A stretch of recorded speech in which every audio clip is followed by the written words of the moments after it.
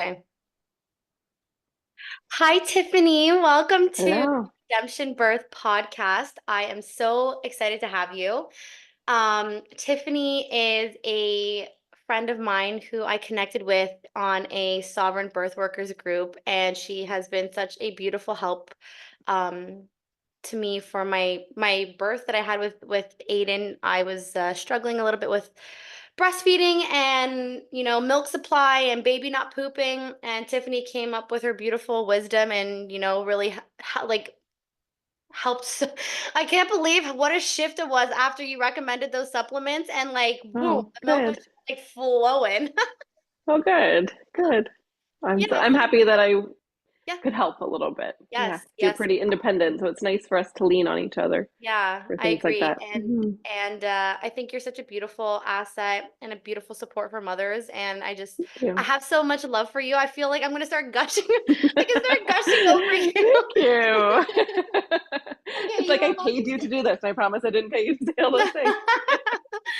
Okay, you are welcome to introduce yourself. Hi, so my name is Tiffany Klassen. Like Marissa said, I am a fellow birth worker. So I was a midwife, a registered midwife for about 12 years. So I registered in 2010 and had my first in 2016 and then my second in 2019. So both within the system pre-COVID. And as much as my training was done outside of Canada, I still was pretty entrenched in the Canadian midwifery system and really believed in home birth with a midwife. So I was still very much, pro home birth, pro physiologic birth, but thought that, with midwives was the safest because that's what the evidence supported. Obviously, we know now that the term evidence-based medicine has really lost a lot of its value, but I really loved evidence and working from that space. So my first, yeah, so again, like worked within that system and I look back now and I think probably hiring my colleagues for my own births was probably my the first misstep. But had great pregnancies both times, but with both of them around 36 weeks, there was very low fluid. So with my first, it was sort of an incidental finding. He had been measuring large, so we went for an ultrasound, and that day they could find no fluid. And the tech was like, "Are you here because you measured big?" And I'm like, "Yep." And then I was like, "Something's wrong though." So I had a feeling, actually, I woke up that morning and it felt different. I had a feeling that there was low fluid, but I wasn't really in tune with intuition. And that will come into play in my third pregnancy, is really tapping into my intuition. So, anyways, I remember driving home from the ultrasound crying because I was like, I'm a first time mom. I'm going to be induced because my midwife called and said, "Yeah, you have no fluid. I'm going to be induced. I have no fluid, first time mom. I know I'm going to be a C section, right?" I just knew it. But 3 days later, we tried induce, and then of course I did end up with C section. Couldn't get past 9 centimeters, and that started to feel really sick after 3 days of drugs and lots of vaginal exams. It starts to take its toll. So I was quite sick right before the C section, and then had him. But it was like we did skin to skin in the OR, and he stayed with me, and it was a pretty uneventful postpartum. I dealt with like ductile yeast though from all the antibiotics. So we had to deal with that for months maybe, but breastfed him fully exclusively for 2 years. What And was that? Ductile yeast? yeah, so you know how you can have yeast on your nipples or your Okay. vagina? I had it in the ducts, like in my breast. So it's Oh, really hard to treat because it's inside. So it feels like burning letdown all the time oof. between feeds. It's very uncomfortable. So it's not Yep. like mastitis. You're not sick like mastitis, but you just get tingles and shooting pain just constantly. And being a first time mom, that must have been like, this is not the experience that I wanted. Right? Yeah. Yeah. And I had a friend who'd had it. So thankfully, again, like we learn from others who've gone through trials. She was able to walk me through that. But I think we spent hundreds on natural supplements, but just like my gut was so ruined from all the antibiotics that I eventually had to go on like an antifungal. So I brought the literature to my GP and I was like, I want to try this. And we did it and it finally cured it. So after that, I was like paranoid to take antibiotics for years because I was like, I don't want to go back to that. So, and again, just like typical postpartum, like, I did too much. So my C section, like, it was hard to recover. But I went back to work, I think when he was around 8 to 9 months. So he was a typical, to me, like typical C-section baby, very like fussy, colicky, always sick because his gut, didn't get the vaginal flora. So it was a hard first year. He was a really hard baby. So I went back to work a little bit early. And then when he was 2, I was like, okay, I think I can do this again. Like it took a while. So all my pregnancies have been like very intentional, very planned. So we planned for my second, and I was planning on VBACing at home. Um, but we were watching fluid levels because again, I'd had no fluid. So we did an ultrasound at like 34, 35, like 36. So every week I'd like pack my bags and then it'd be like coming down, but still okay. And then finally by 36, it was low. And I remember my midwife calling me and I was like, well, should I be induced now or should I wait a week? And she was like annoyed. She's like, why would you do that again? And I was like, well, I'm not going to walk into the OR. Like I might end up there, but I'm not going to walk to the OR. Like I want to try for a VBAC. So she didn't want me to be back and the OB didn't want me to be back. But I was like, well, I might as well try. Like, what's the worst that's going to happen, right? I'm already at the hospital. So we did, and it was definitely like an empowering, even though like I look back on the pictures and they're bittersweet. It's all very medical. Like it ended up being in the OR because the OB wanted double setup. And it's hard to look at them, but also it was really empowering because, I fought for the VBAC while they started oxytocin. I asked for them to put a Foley catheter in to help my cervix open. Like I really did, advocate for myself, even though I was in that system. And then this is probably my biggest regret from that birth is I things were getting really intense. And I said, can you check me? And I was only 5 and I was like, only 5. I need an epidural. And then the Oh anesthetist man. and the laughing gas was working really well. The anesthetist came in like within 5 minutes was there. So it happened really fast. And then of course her heart starts to tank, right? Because they do a combined spinal epidural at this hospital. They probably do a lot of hospitals now where it's like you get the immediate spinal effects and then it like moves into the epidural that's longer lasting. So you feel free, like you feel pain relief immediately, but you also see more effects on the fetal heart rate. So of course her heart rate starts to go down and the midwife checks and I'm 9, but I was like, I've been here before, like 9. And I remember she's like, no, this is different. Like you're almost there. And then the OB had to come in because her heart rate was tanking. And thankfully I was fully, this was like an hour later. And so like, I just wish I had not been asked to check because that 5 centimeters just totally threw me off, right? Like Yeah. again, second baby, you can go from 5 to fully in 20 minutes, right? But Yeah. I was so So hung up on that number. there's a correlation between between the epidural and fetal heart rate. Yes, Okay. especially when you're using a combined spinal epidural where you have that spinal component. So they put the meds right into the spinal fluid. Okay. So you do tend to see more dips in the heart rate and more Okay. babies going to C-section. And it's funny because in pregnancy, I said, I'm not getting the spinal epidural. Like, if I need it, I'm just going to get the epidural portion. But of course, they come in and you're just like, they're like, they offer you, and you're like, fine, just do it, right? Because And you're you're, also so vulnerable too, right? Like you're in the rawest form, so you're just like, yeah, I just yeah, want to you're get not pregnant. able, yes. And which is why it's really important to like have a written birth plan and a doula and things that I was like, I don't need the second time Yeah. around, right? So they were going to do vacuum, though we wanted to do vacuum. And she said she wanted to go down to the OR so that they could do like a double setup, right? But I was like, can you just do it in the room? We're here. And she said no. And it was more of her like not trusting her own capability, right? She was afraid that if the vacuum didn't work, that we'd have to go to OR and then have to be moving. And again, that's another regret. I wish I just said like, no, you can do it. We're not going down to the OR. But of course, you go down to the OR, and then the team that comes in to help doesn't know that we're trying for vacuum. So they're like strapping down my arms. I'm like, no, I need to push and pulling off my gown. But I'm like, no, like I bought a specific labor gown. Like I want this on. It's fine if it gets dirty. And you feel like it's very like, what other situations are people strapping you down and pulling off your clothes, right? Yeah. This is That's where the very whole idea of, stressful. yeah, and it's like it feels very like violating, right? Like Yeah. you don't want to throw around the terms like obstetric rape, but that's Yeah. where But women that's get where that feeling, right? yeah. You're pulling my arms down and taking off my Yeah. clothes. And I remember looking up at the OR lights and just like floating Yeah. away because I was so overwhelmed. Yeah. But I did come back, like came back into my body and was able to say like, don't cut an episiotomy, which I'm thankful for because I like didn't have a perineal tear. And then when she popped off the suction, I lifted her up. So I kind of like closed that loop. I had done a session of like therapy with a therapist who specializes in perinatal trauma. And because I was like, do I have like birth trauma from this? And she's like, I don't think so, because I was able to like close that loop, right? Like I floated to the lights, but I was able to come back into myself and pull back my power and, Oh, I you love know, that. I read that in your yeah, post that you shared for Cece's birthday the other day, and I was like, yeah, this, like, even talking about it gave me goosebumps because it was like, yeah, like you closed that loop that you left open with your yeah, son, and like you like came back and you're like, no, I'm taking back my power. I'm pulling my baby out. yeah, This is my experience. So yeah, I read that and I was just like, yeah. ooh, shiveries. Yeah, me too. I know.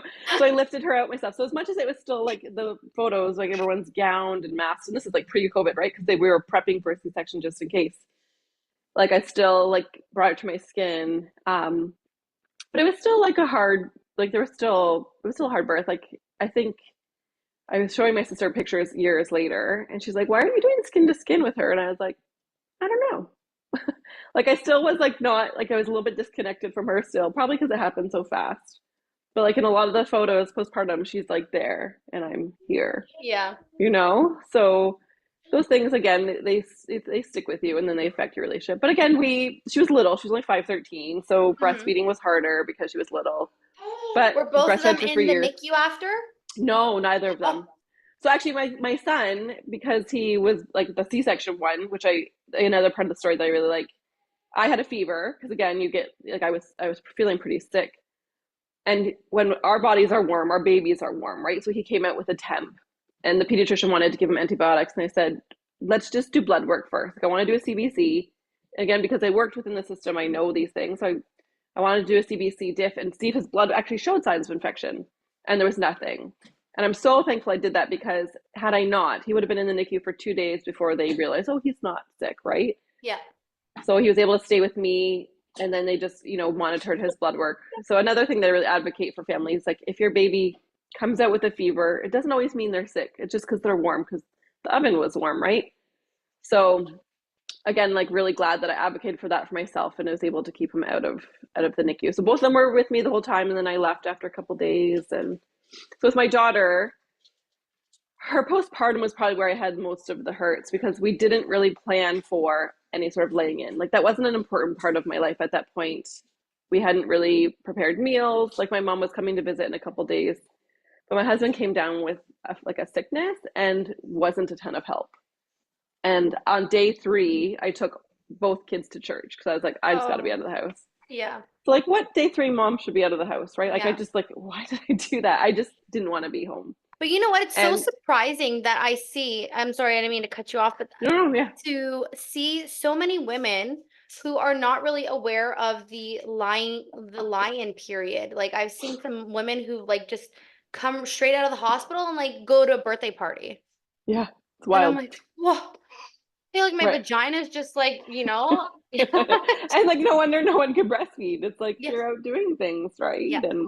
And there was, I feel like we're moving, and maybe it's because I just surround myself with people who are very aligned, but I feel like we're moving more towards reclaiming that postpartum period of understanding how the importance of it in terms of like mental health and breastfeeding and things like that, right? So that was like a marriage hurt that I was like, okay, if we ever have another baby, like that's going to be different. So anyways, she was born September 2019. Um, how detailed do you want me to go into like why I left midwifery? Like just put it all out As there, or you know what? as You go detailed? as deep as you want to, or we can end up doing another podcast episode at another time and you can go Yeah, like super deep into it. because this is more about like the birth Yeah. themselves, right? Yes. Yeah. So then I ended up, okay. So I left midwifery. I like resigned from the clinic that so February 2020, and then COVID happened. So I was very thankful that I had left that clinic and just midwifery in general, because of the way that I think midwives acted during COVID. It was really, I think, alarming for those of us who were more awake to see midwives just totally buy into everything. And that's when I really felt like midwifery lost its credibility. And I was like, oh, I can't go back to that. So I kept my license for a couple of years, and that's when I started Thrive. I started doing online prenatal education and advocacy, and I didn't even know what a TBA was at that point. But some other midwives introduced Billie Harrigan, and I was like, oh, like this is what I want to do. I didn't realize that this existed, right? So that spring we also got a vasectomy because we were done having babies. We always only wanted two. um, I pretty much immediately regretted it. And probably because my daughter's like, she was such a pleasant, easy baby. By the time she was like 8 or 9 months, I was like, oh, I could do this again. Yeah. But by that point, we'd already had the surgery. So I just like prayed for a couple of years that it would fail, because you never know. um, and then a friend of mine, her husband, it was his second marriage, he reversed his vasectomy, and she was telling me about this doctor in Toronto. So I looked into it and I brought it to my husband. He was like, no. And I was like, okay. And then eventually he kind of came on board. And that's why I definitely like knew that it was a God thing, because I was never going to convince him. I would never convince my husband to have surgery. It's a riskier surgery. It's general anesthetic. Like I'm not, if he's not on board, then it's not meant to be. But he did get on board, and then we actually had the extra funds for it. So in June 23, we reversed it. We went to Toronto, and we kind of kept it a surprise because, I don't know, we just kind of wanted to surprise people when we were pregnant. Yeah. And I never doubted that we would get pregnant. Even my sister was like, well, I hope you get pregnant. I hope it's not a disappointment. And I was like, yeah, it's going to happen. Like, I just knew that we both got there on the same page. We had the extra money because it's not covered by OHIP. And then a couple months later, we were pregnant. So we got pregnant in September. And at this point, I was already serving women outside the system. So I resigned my midwifery license. I had been a TBA for about a year, and knew that obviously that it was like my turn to walk the talk, right? Yep.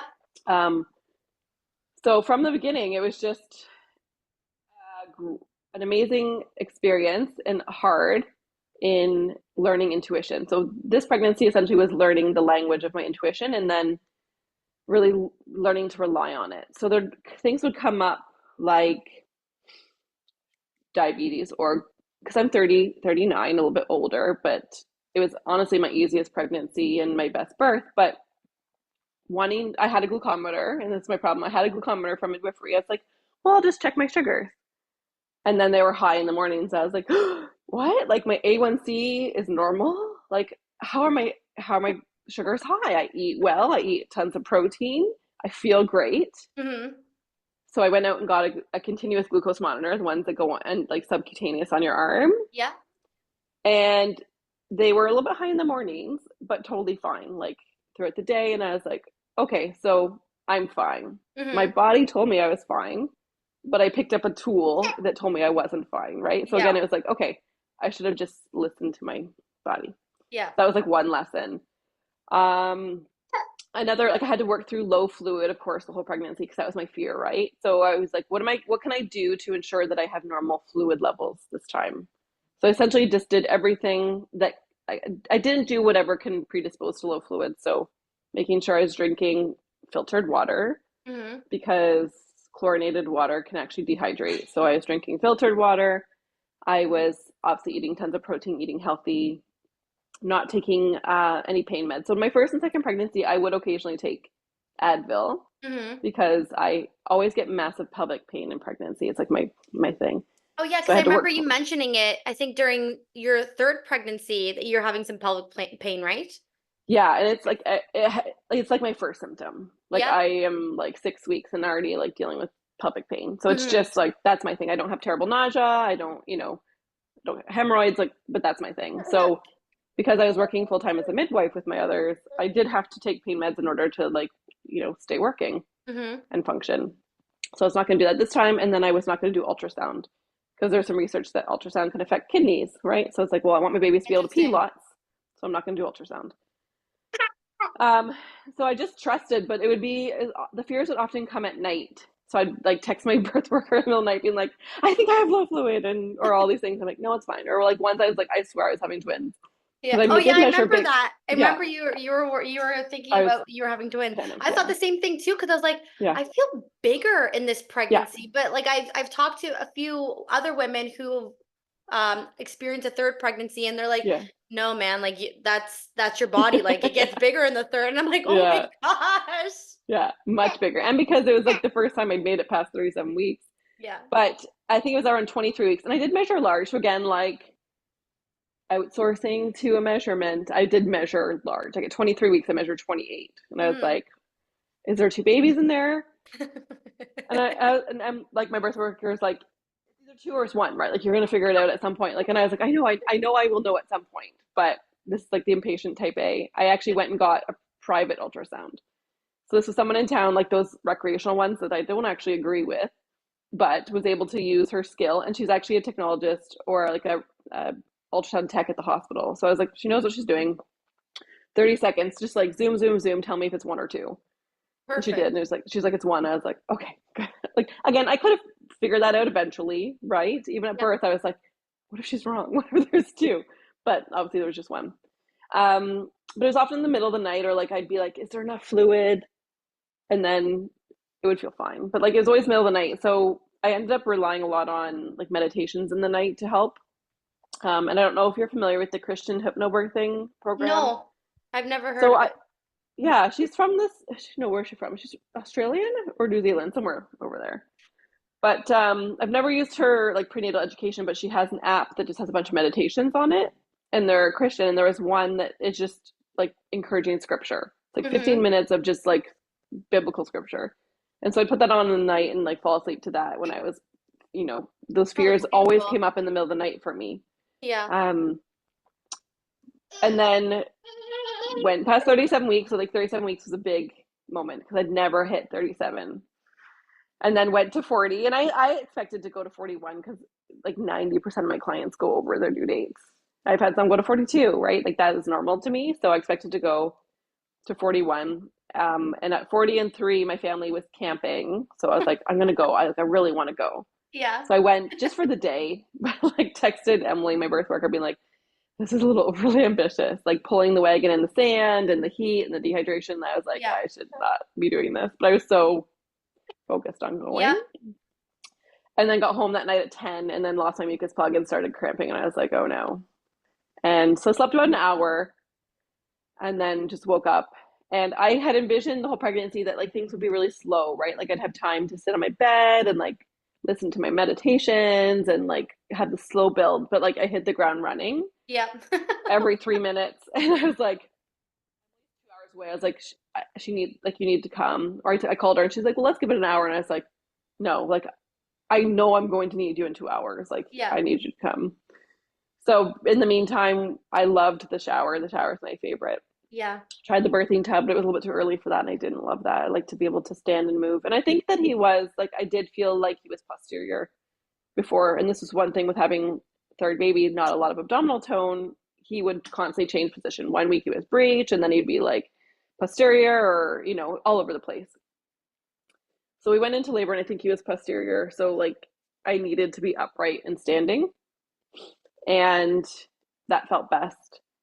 And then like the showers, I think like because I could close and it was dark, and I end up reciting to myself a lot.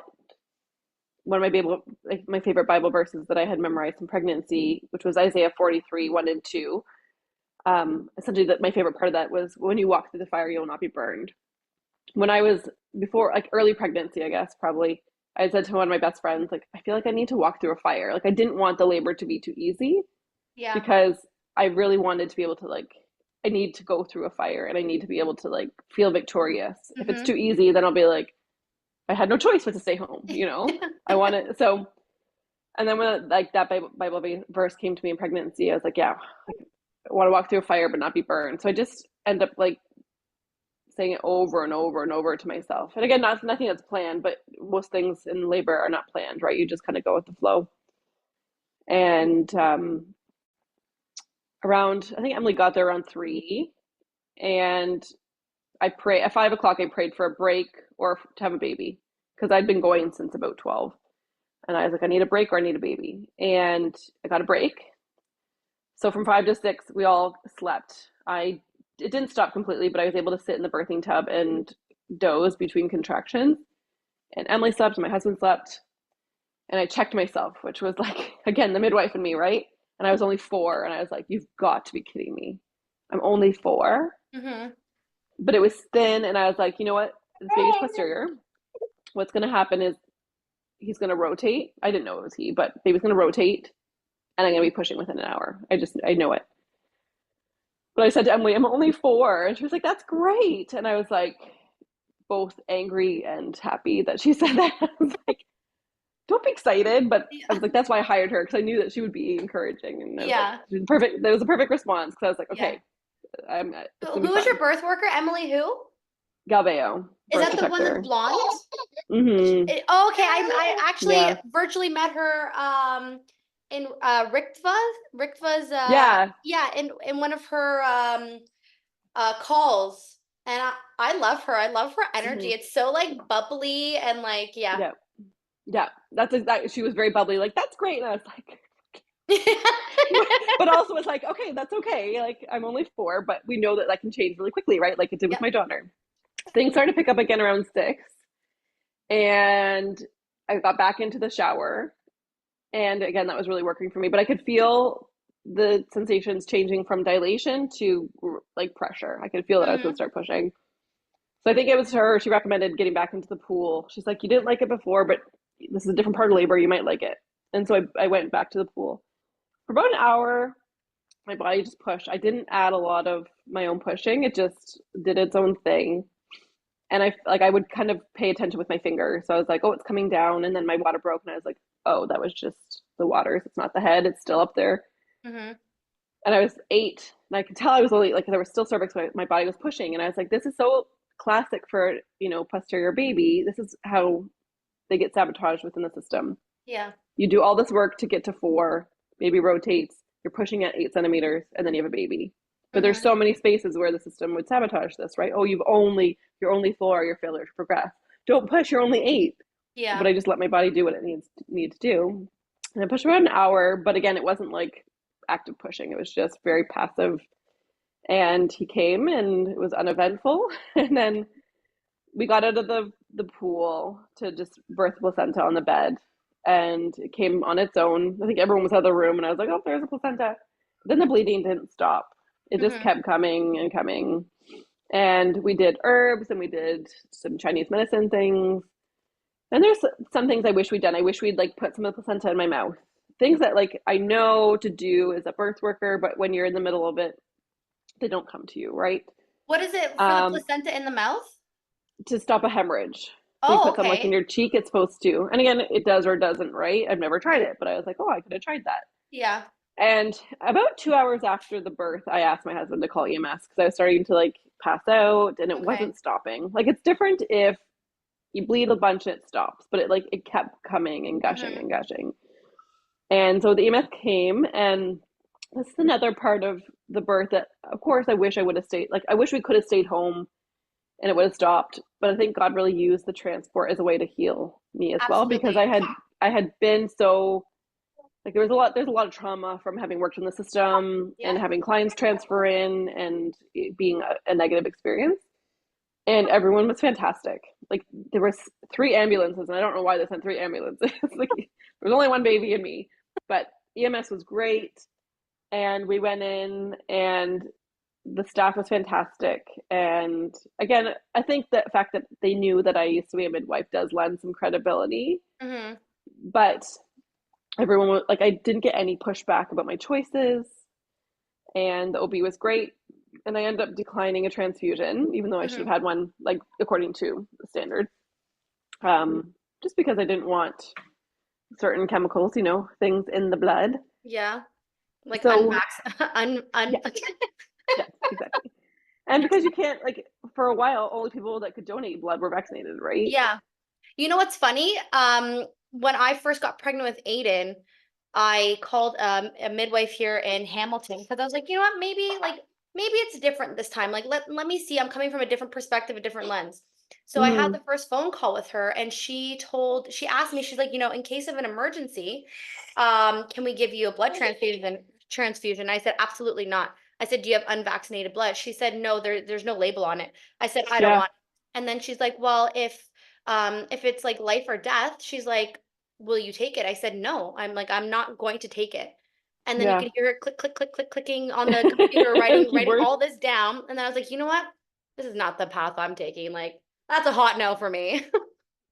And like while I was like, they were still giving me meds, and I thought I was gonna have to go in the OR and have a DNC, but thankfully, I think what really stopped it was the OB, like with my permission, and waited until I was ready.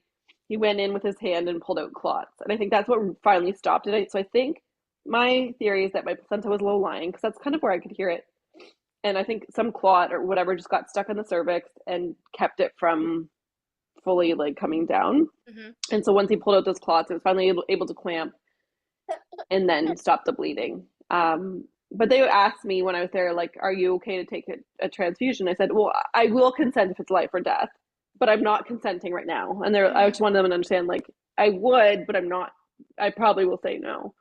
They're like, that's fine. So we did the blood work. I think when I first got there, it was like in the 80s. And then 6 hours later, it was 69. And I was like, I'm going to wait and see how I feel. So we walked to the washroom, and I was able to go to the washroom without any dizziness. And I actually never had any dizziness. So I was like, no, I'm fine. I can get home. I don't need this. Hmm. Whereas I've had a friend before who had a big loss of blood from a miscarriage, and she literally couldn't get out of the hospital bed. She Oh, really wow. didn't want a transfusion, but she waited hours and hours and just could not, she couldn't get out of the bed. So she ended up taking like a partial transfusion. So I get that, but I felt fine as much as I was like crazy shaky. And that was the only time I got a finger wagging was when I declined the transfusion, but like they Mhm. never asked me why. They didn't ask me Yeah. why I was declining. I guess they Yeah. probably just knew, Yeah. but there was no question of why I would decline it. But the nurses were great. Like they brought me, actually, they didn't want me to eat. And I'm very thankful that I had a big like breakfast after the placenta came. We all ate. And I'm very thankful because then I wasn't hungry. And we left by dinner. I signed myself out. So they brought me the paperwork to decline the transfusion and leave AMA. And then we left. And this postpartum was going to be different, right? I had meals prepared. I had a whole plan because I was like, I'm going to redeem this postpartum. And I felt so compelled in pregnancy, even though we moved into my mother-in-law's basement, and I just felt compelled to keep making meals. And I was like, why am I making so many meals? I had like batches. Yeah, I saw you oh, posting it in your stories and I was like, oh, I love this. Like you're canning and freezing. And I'm like, this looks amazing. I know. And like, I was like, I don't know why I'm making so many meals. And like, I had so much bone broth. I just like had jars of bone broth. And then it ended up all being stuff that I needed for postpartum. So Yeah.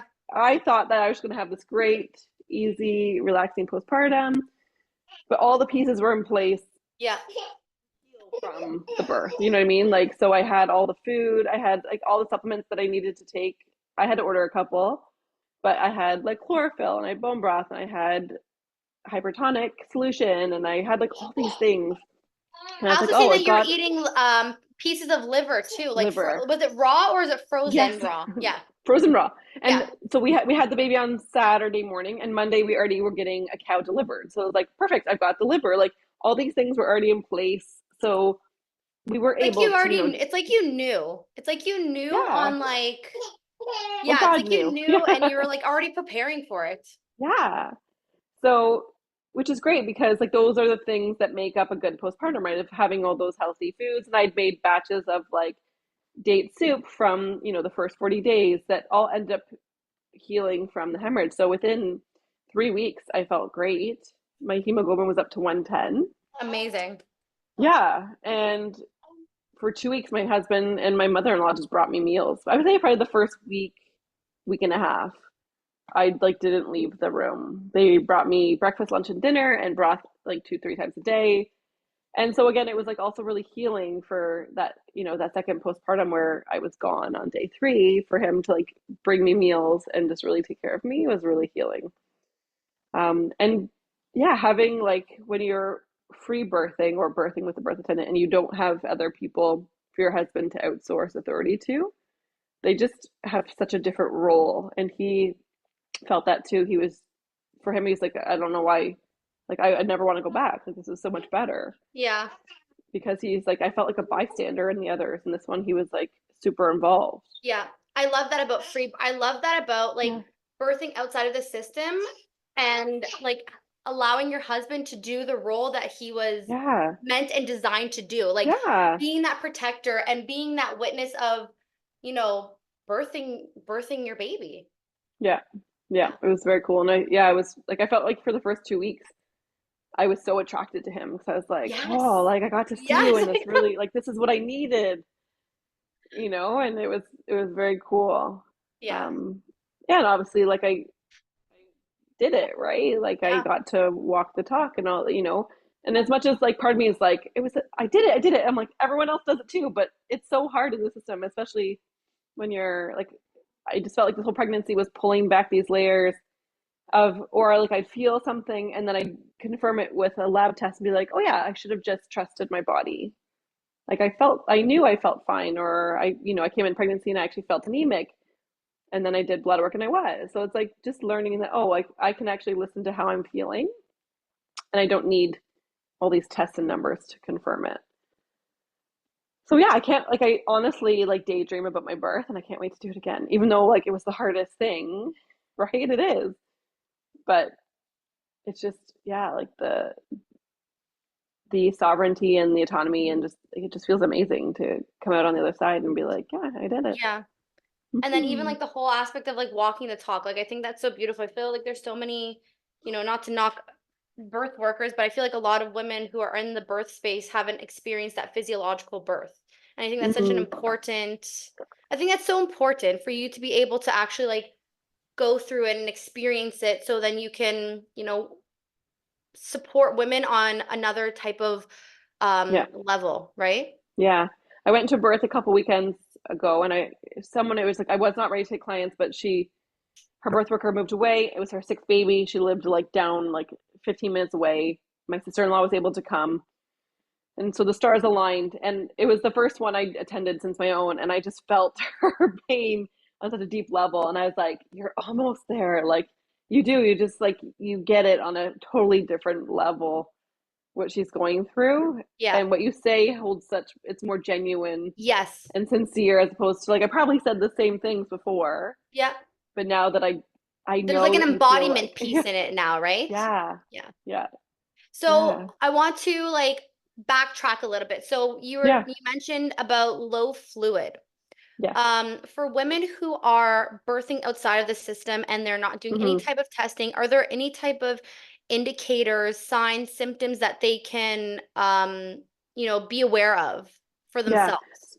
So with my first, again, like this is when I was not tapping into intuition. That morning I woke up and it felt different. So then when they did the ultrasound and there was no fluid, I was like, oh, I kind of knew that. So the biggest thing is like we have to spend time getting to know our babies and our bellies so that if there's change, then we can act on it if we want to, right? Mm-hmm. So that morning when I woke up and there was no fluid, I could just feel him more. There wasn't that like water, right? Mm-hmm. And so if you are touching your body and your baby, you will know when there is a change. Mm-hmm. And then if it happened again, I wouldn't have jumped to induction. I would have spent a day or so trying to bring up those levels with herbs and things that would support the baby's kidneys. Like I don't ever really know why the fluid was low, Mm-hmm. but I just was like, that's why I was like, I'll do everything that helps their kidneys function, because fluid is made of urine, Mm-hmm. right? Primarily of urine. So what is going on that my babies are not peeing as much as they should? Mm-hmm. So that's what I would do. It's just like really knowing your body. And I think you'll know, like if you're paying attention to how your body feels. And it doesn't mean that you're measuring. So I did measure to keep track, but you don't have to. Like I knew that morning, even though I didn't know. Like looking back, I was like, oh, Mm-hmm. that makes sense because it did feel different. Okay. And that was early. I was like 36 and 5, right? When you're 40, 41, 42, you do expect fluid to drop. Yeah. So there's a normal decrease. Like it is normal for the measurement to come down a little bit at the end of pregnancy. Is that because they are taking more of the space within the womb? Yeah, and they drop down and they just make less urine. Like so amniotic Okay. fluid kind of peaks and then it comes back down. So Okay. a woman who's 40, 41, 42 will have lower fluid, and then also more like lower fluid if you're breech. So breech Yeah. babies tend to have low fluid as well. Okay. And I guess Yeah. that they can use the card if you're birthing in the hospital. Oh, you have low fluid, so we have to induce you or whatever intervention that they can throw in Yeah. there. Right. But even when I was induced with both my babies on oxytocin, their heart rate was totally fine. Like they Mm-hmm. were fine. Right. So again, it's like, what if I had just waited and tried to bring up the fluid naturally? I probably could have remained pregnant. Mm-hmm. but the indication was induced, right? Yeah. If they're out of fluid, but it wasn't until we started intervening with medications like the epidural and thing that their heart rate started to go wacky. Does But my Pitocin son was, also affect their heart? if the contractions are too close together. So yeah, Okay. like babies need like a minute between contractions in order for the heart rate Interesting. to come back to normal. But if contractions are too close because of medication. So it's actually like in Oh. my first induction that ended up in cesarean, I remember the midwife, again, a colleague, wanting to increase the oxytocin. And my goal was to do it unmedicated. Mm-hmm. And I was like, these are so strong. And I feel like these are good contractions. Like, if you bump it up, I'm not going to be able to do it. Mm-hmm. I remember her being like, these are just moderate. I'm like, you're not even touching my body. You're Yeah. looking at a machine. And then she said, well, if you're not going to listen to my recommendations, you can get a new provider. So I did. I got a new Oh, midwife wow. in the middle of labor because she, informed choice didn't mean anything. So Yeah. she like literally wrote in my chart that I have like told client that she'll need a new MRP, which is like most responsible provider. It Mm-hmm. doesn't follow midwife recommendations. Wow. Right in the middle of birth. Yeah, so I just had another midwife come in and finish, but I was like, well, our relationship was never the same. But I Yeah. remember being like, you're not even touching my body. Yeah. Like, these are good contractions, and you're just staring at a monitor I feel like there's because you a want to. lot of them are very afraid of like physiological birth and like birth in general. Like they witness birth through monitor and technology instead of Yeah, like getting in tune with the actual woman's body. yeah, Yeah. yeah, yeah. I can't believe This, yeah, I can't believe she's just like I'm not bye, see you later. right. It's like, yeah, there's a lot of ego, I think, with some Yes. providers, right? Where even as a midwife, if you don't follow my recommendation, I literally don't care. Like sometimes they're like, well, what do you want me to do? I'm like, I don't care. Yeah. It's not my baby. Yeah. My job is to give you the information and then you choose. Mm-hmm. But when you wrap it up with your ego, then when people decline your recommendations, you take it as Like a like, you get personal very like attack. defensive. Like how dare Yeah, you? How dare you not listen to me? right, I'm the professional. You should be listening to right, me. right. Like who does that? Like you have to get a new provider if you don't listen to me. It's like, Yeah. okay, It's like I'll get a new provider I'm then. punishing you now for not listening to me. Yeah, That's yeah. And the crazy. OB did that too in that birth because I declined to be transferred care to the OB. I was Mm-hmm. like, my midwives can run the induction, no problem. And so it declined transfer. And then that night we asked for pain meds to help me sleep, and he said no. If she didn't want me then, she doesn't need me now. Oh my Yeah. So gosh. she just gave me Gravol, which was fine, but it was like, okay, That's crazy. That feels very yeah. like Well, vicious. it's spiteful, right? Yes. Yeah, yeah. Wow. So I think that's what rebirthing women are experiencing now. It's like, oh, you didn't want the hospital before. I guess you don't need us now. Or Yeah. like there's that animosity when they Mm-hmm. transfer in. But I had such a great experience, and I want that for other women Yeah. to be able to not be like, we hate hospitals. We just like, we think that's best at home, but we still see that there is a place for them. Yeah. And we should be able to transfer in with the same rights and respect as every other mom in the community, right? Absolutely. Mm-hmm. Absolutely. There's something else that I wanted to ask and I can't remember, but now that you mentioned about the hospital transfer, I'd love for you to share what you're putting together. What is it, October 17th? 27th. So October 27th. Okay. I 27th. knew there was Yes. a I wanted seven. to I give knew there lots was of a seven time. in there. But So I would love like for again, you I to have a share little, that. yeah, I have a little baby and then homeschool. So I was like, I need lots of time to prepare this. So Absolutely. I think it came from a conversation with other birth workers who were Yeah. talking about how some women who free birth, their biggest fear is transferring That was in. mine. That was absolutely Yeah. my biggest fear is like having to call the ambulance, being transferred to the hospital, and then being treated like shit. Yes, Yeah. exactly. And it does happen. Yeah. But there are some women, like in my community, and I was transferring to a different community because we live an hour away now, but even there it was great. So there are postpartum support groups in town. There's mother to mother circles, but there's not really like a specific group to support women who transfer in because that is legit. And I didn't want to just offer support. I wanted to like do something because I'm a Hmm. doer. So I'm going to create this, or I have created this free birth. And again, it doesn't have a name yet, and it's something we'll figure out on the 27th. Is it's a group to support free birth transfer into hospital, and it's going to be a network. So with the main goal of actually being able to communicate with hospitals that have a poor, like a bad history of transfer. Hmm. So if a mom has a bad transfer, then like let's reach out to because I know how to do this, having worked in the system, public relations, their job is to make sure that patients are happy, right? Mm-hmm. So let's somehow communicate with the hospitals that don't have good track records and demand change and ask them what they're going to do about it, because they have to respond to us. We're Yeah. consumers, right? Yep. Our taxes are going there. So creating some sort of system where we can actually reach out to hospitals and then have assistance if moms do want to file a complaint, whether it's with the OBs, the nurses, or the hospital themselves. Like there's different ways to go about that, doing that. But again, because I understand it, having worked in the system, create some sort of assistance package or communication to assist them in filing complaints if they want. But primarily it was like reaching out to hospitals to ask, what are you going to do about this? This happened. Mm-hmm. What's your plan next time? Like, what are you going to do to change this? And I think that's how we're going to see some change, is Mm-hmm. actually engaging one-on-one with the hospitals, Yeah. as opposed to just it being sort of like out in the community on Instagram. And Yeah. so Being I'm angry trying about it and to, complaining about it, like actually like going to do something about it. Yeah. yeah, and I'm trying to engage different people within the community. So I reached out to some nurses who work in the hospital who have seen transfers, who can Mm-hmm. maybe give us input on what can we as moms and dads do to make it more seamless, Yep. because there's probably a piece there, right? And then different TBAs and different nurses and perinatal educators are signed up. So the whole point is to collaborate so that we can look at all, like, what can we as parents do, what can hospitals do to make it better, because we do have more and more families free birthing. So Mm-hmm. we're going to have more transports, right? It's just going to happen. And it's not fair because once it becomes a fear thing, once parents are afraid to move in, that's when they may hold off transferring when they should. Mm-hmm. And I don't want us to see more bad outcomes because people are afraid to go in, Yeah. right? So that's my goal. Yeah. So on October 27th, we'll have the first meeting. And then we'll also, there'll be like a support portion, like a monthly Mm-hmm. support for those who transferred in, need to like debrief or, get some support.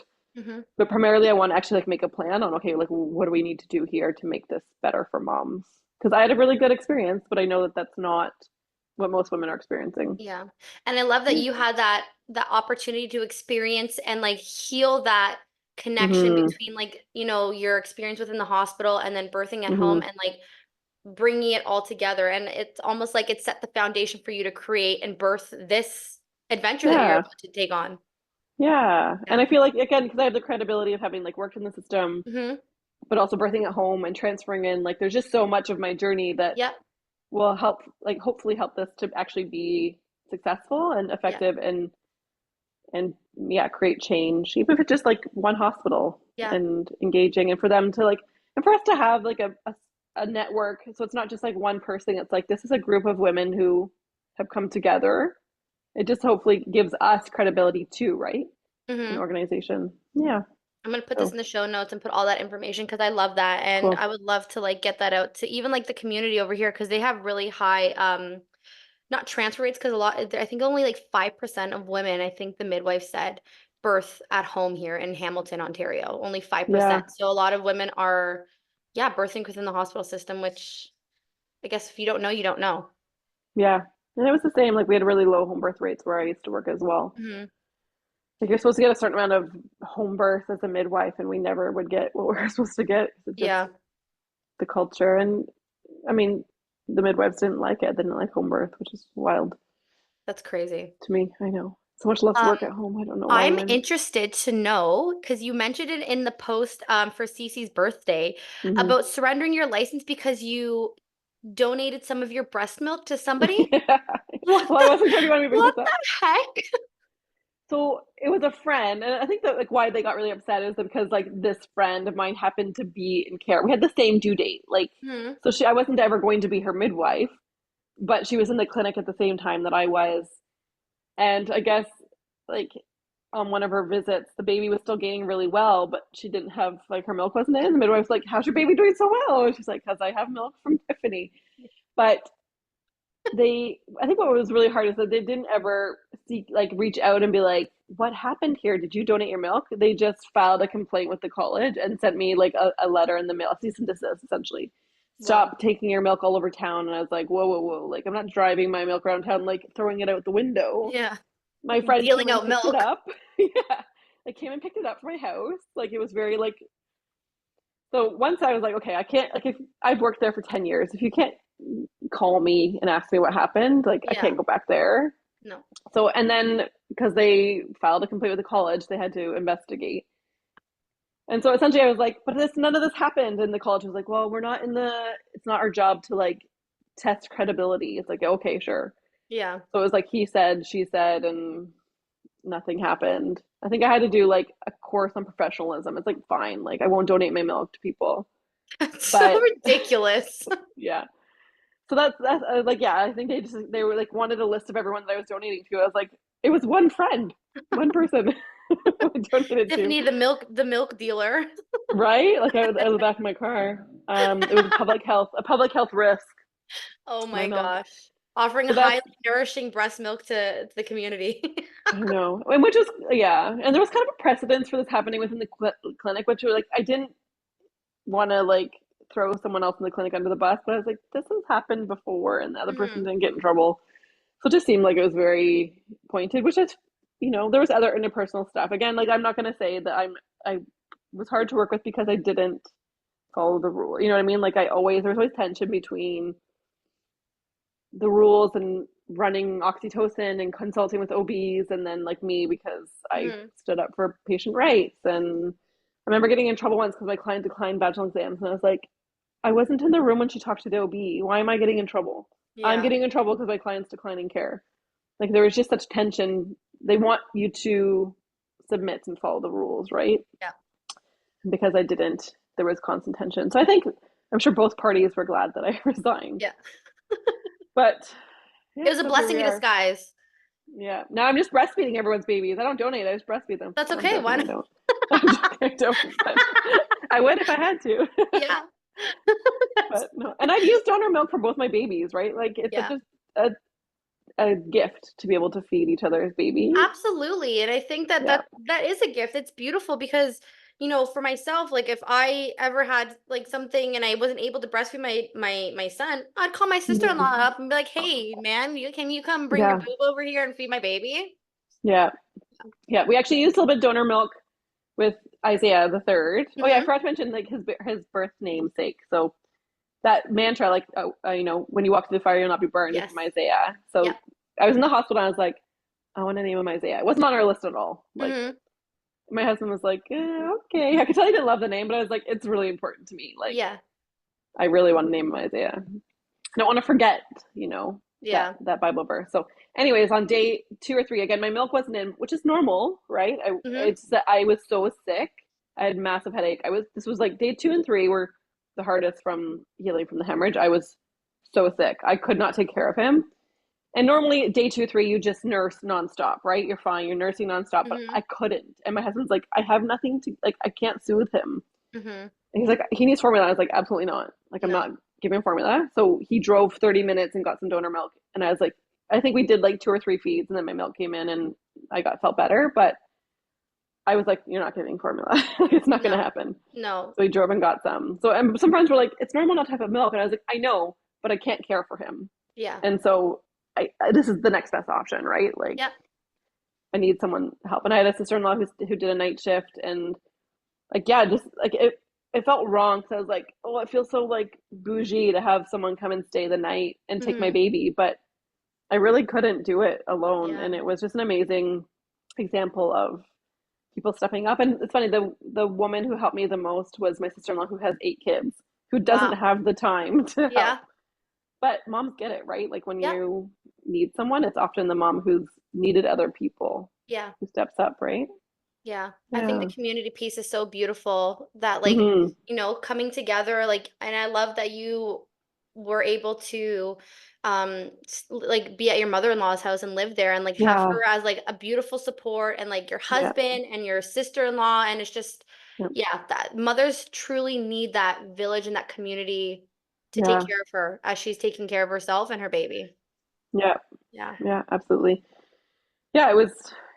My mother-in-law is going to have surgery in the next while for her shoulder, and I was like, Mhm. "I will stay here and take care of you. Like you did it for me." Yeah. And I remember we came back from the hospital, and the space was cleaned, and I Oh, felt beautiful. terrible because I had bought all these sheets and blankets just to throw out. I was the, like I don't want to wash them, Yeah. but I didn't say that because obviously I was like bleeding out and Yes. not in the headspace. And Yep. everything, I came home and everything was washed, and I felt terrible. But they had totally cleaned the space. The pool was gone. It was Wow. so nice. I know. And Oh, I was like, well, let me do that for you. Like, it's my turn to do yeah. that for you. I never So, realized how much mm, of a mess birth creates yeah, when you're birthing at home because like I birthed Aiden here on my bed and like it was messy and I was like yeah. I would absolutely hire and pay somebody to come and clean up this space because my husband did it Yeah, all. Even my eldest yeah, son, he cleaned up, helped my husband clean up a little bit too, and I'm just like, yeah, wow, this is insane. yeah. And especially like because with bleeding, like it just makes more. Like I've had some births that are like so clean and contained, and you can Yeah. clean up in 15 minutes. But my mother was like, I have never seen so much blood. Like it was just everywhere. So I remember being like, I need more like blue pads. Like I need more blue pads. And like Yeah. they were trying to scramble to get things because it was just like bleeding everywhere. But it's okay. But Our you did bodies are it. meant to heal. And Yeah. I did it without like it was just and it felt really good to like not need the pharmaceuticals, like not need Yeah. blood transfusion, Mm-hmm. not like I didn't take a pharmaceutical iron supplement. It was just Mm-hmm. food based and just caring for my body. Yeah. Yeah, when Yeah. I was And so watching you now posting about it and like doing the chlorophyll and doing the iron and I'm like, it was a lot. amazing. I know. I remember you like It was a talking about lot. how much you had to do and how much you had to take and then I Yeah. think it was like 3 weeks after and you were saying Yeah. that your hemoglobin levels were good again and I was like, this woman's amazing. Like look at her. Yeah. She did this all on her own. Like who Yeah. is It was this a lot. woman? By the 3 weeks, I was like, I'm never taking a supplement again.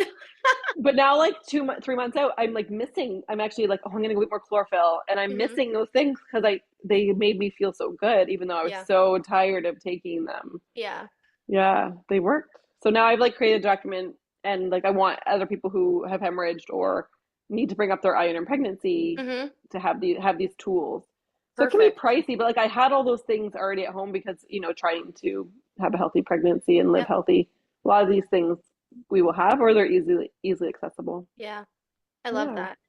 I'm going to wrap this up because I have a cranky baby over there looking for my oh, attention and my boob. yeah. Before I do, I would love to know, because I asked this for everybody, the wisdom that you learned within your birth experience within the hospital. Like what was the Mm. piece of wisdom or the lesson that you experienced with your son and with your daughter? I think the biggest thing was like don't worry about what the staff think about you. Do like you need to do your own thing. Like Mm-hmm. I advocated to do blood work with my son and was very thankful. Um, I did like we shut off oxytocin after one day. We did 2 full days of oxytocin, and I advocated for that. I didn't care what other people thought. Like my midwife was there 3 days, and again, it's like I fired her and got a new one. Mm-hmm. It doesn't matter. With my daughter, I advocated for a VBAC, even though everyone wanted me to have a C-section. I think the goal is just like remember at the end of the day, you are the one who has to walk away with your birth story, and those people probably won't even recognize you in the grocery store.